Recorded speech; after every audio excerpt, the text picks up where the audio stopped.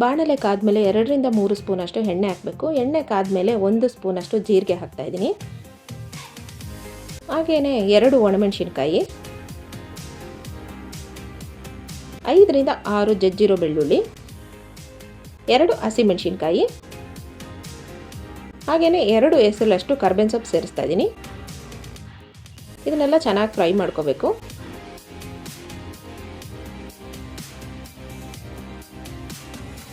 ಕುಟ್ಟಿ ಪುಡಿ ಮಾಡಿರೋ ಮೆಣಸು ಮತ್ತು ಜೀರಿಗೆ 1 ಸ್ಪೂನಷ್ಟು, 1 ದೊಡ್ಡ ಟೊಮೆಟೊ ಸಣ್ಣಗೆ ಹಚ್ಚಿರೋದು,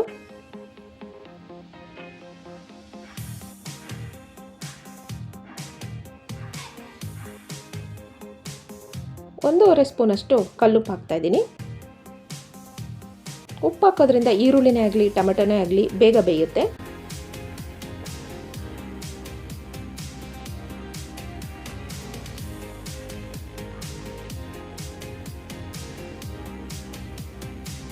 ಸ್ವಲ್ಪ ಅರಿಶಿನ,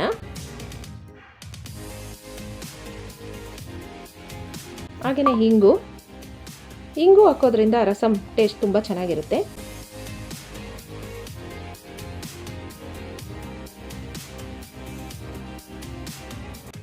ಈಗ ಭಾರತದ ಸುಪ್ರಸಿದ್ಧ ಕ್ವಾಲಿಟಿಯವರ ರಸಂ ಪುಡಿ 2 ಸ್ಪೂನಷ್ಟು ಸೇರಿಸ್ತಾ ಇದ್ದೀನಿ.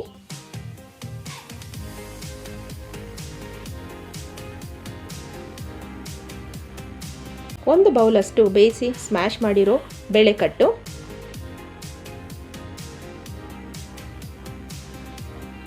2 ಸ್ಪೂನಷ್ಟು ಹುಣಸೆ ರಸ ಹಾಕ್ತಾ ಇದ್ದೀನಿ.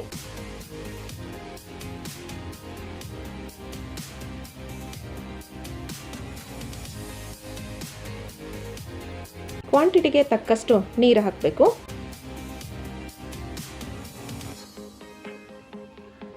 ಎಲ್ಲ ಹೊಂದ್ಕೊಳ್ಳೋ ಹಾಗೆ ತಿರುಗಿಸ್ಬೇಕು.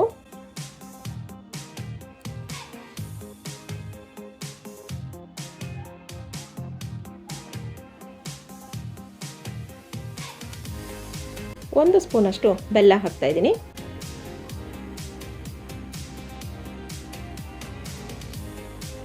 ಈಗ ಕುದೀತಾ ಇದೆ. ಚೆನ್ನಾಗಿ ಕುದ್ದಿದ್ದಾದಮೇಲೆ ಕೊನೆಯದಾಗಿ ಸಣ್ಣಗೆ ಹಚ್ಚಿಟ್ಟಿರೋ ಕೊತ್ತಂಬರಿ ಸೊಪ್ಪು ಹಾಕ್ತಾ ಇದ್ದೀನಿ.